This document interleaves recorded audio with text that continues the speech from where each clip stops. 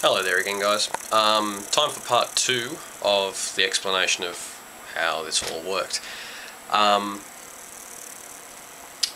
Basically, via Firewire, the Motu 8 Pre is plugged into the computer and feeds all 8 channels at once into my DAW, which is my computer music editing software thingamajigmy, for those of you who aren't very technical.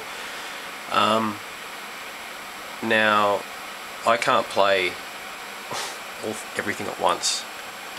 Believe it or not, I'm not that good, honestly. But what I did is I kept it as logical as possible. So channel 1 and 2, as I said in the previous video, is left and right on the drum kit. 3 is the bass, 4 is the direct in for the guitar, and 5 is the mic port, which is this fella here, which basically doubled as the guitar amp in. So that one goes all the way across the floor and over it to there, and then comes in here. Once it goes in there, it goes in via Firewire into my audio editing software. Now, what I use is Cakewalk X1, Sonar X1. Now, it does what I want it to, so I have no complaints. But some people prefer Pro Tools, some prefer Logic. This does what I want it to, so yeah, it doesn't matter. Basically, I recorded each part, if I can W. I recorded it. How did I record it? That's right. I left enough room for the synth part, but my synth, which is an Eddie Roll PCR 500, which is a beautiful controller. It's a really good thing. It's got programmable buttons and knobs and dials and things and sliders and shush and all this kind of stuff. It's even got its own little mixing thing that you can adapt. Now, I haven't gotten my head around all this yet, so even though I've had it for over 2 years, I just haven't had the time. It's great because it works, and it works well, but it wasn't working at the time because I hadn't set it up properly since I installed the new X1. So I skipped the synth part. To be honest, I think it's a bit boring anyway. I'm a big fan of Disturbed, don't get me wrong, but yeah, just too much synth at the beginning. We want some music. So I left enough gap just in case I decided to do it. Now, the synth drum part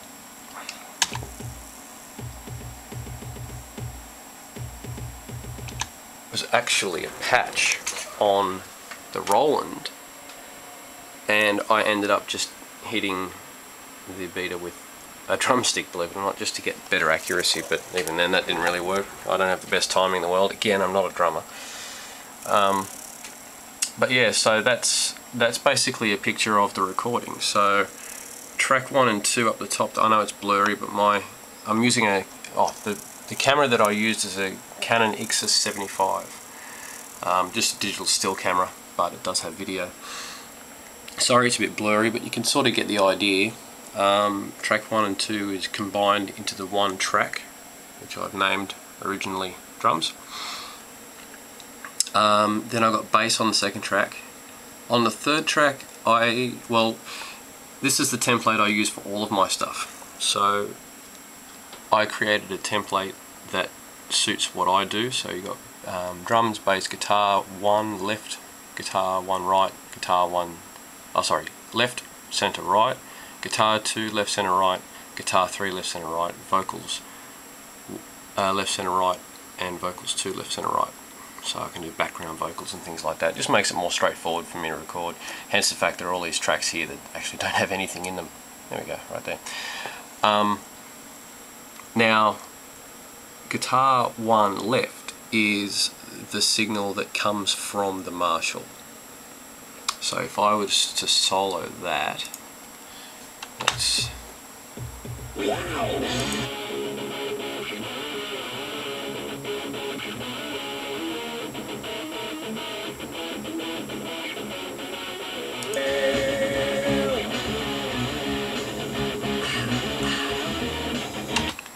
idea.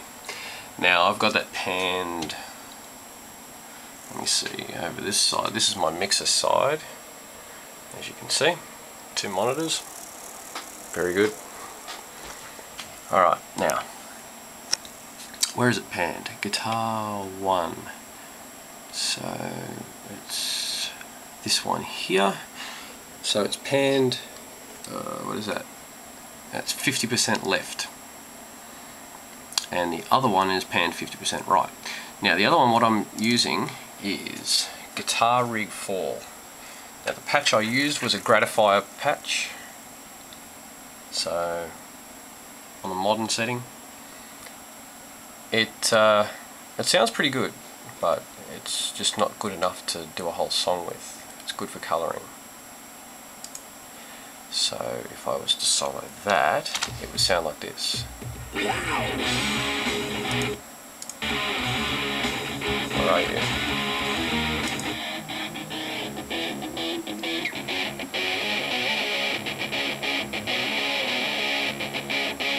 If I put both guitars together, it sounds like this.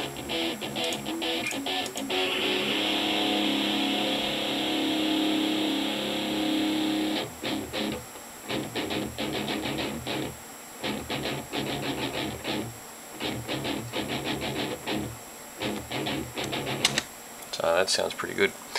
That's one of the secrets of getting a good sound, is actually to double track. So play the same thing twice, preferably into 2 different situations.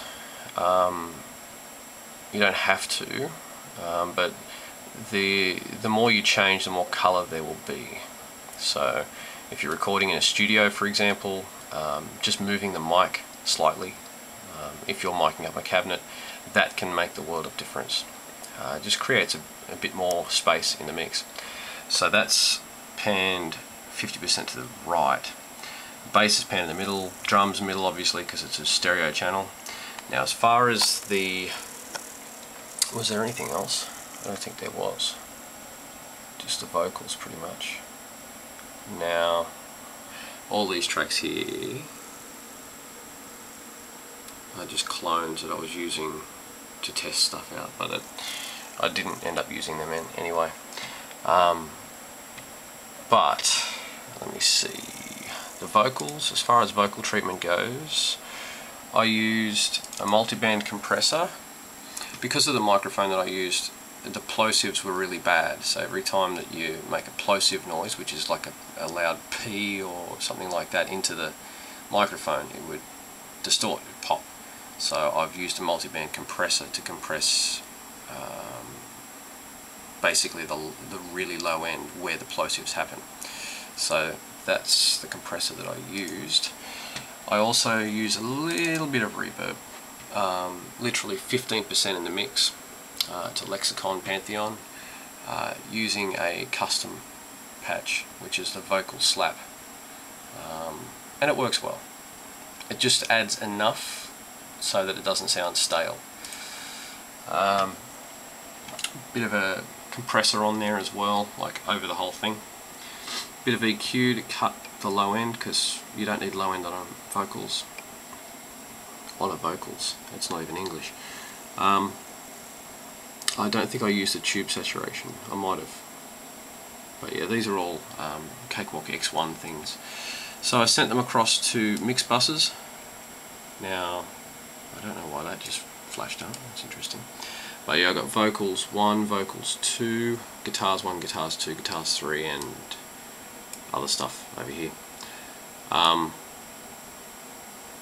Yeah, did I use anything else? I used Vintage Channel, which is this fella here. It's a compressor on the vocals just to compress it so that it sounded a little bit more stable. Now I probably set it a little bit too aggressive, but what's done is done.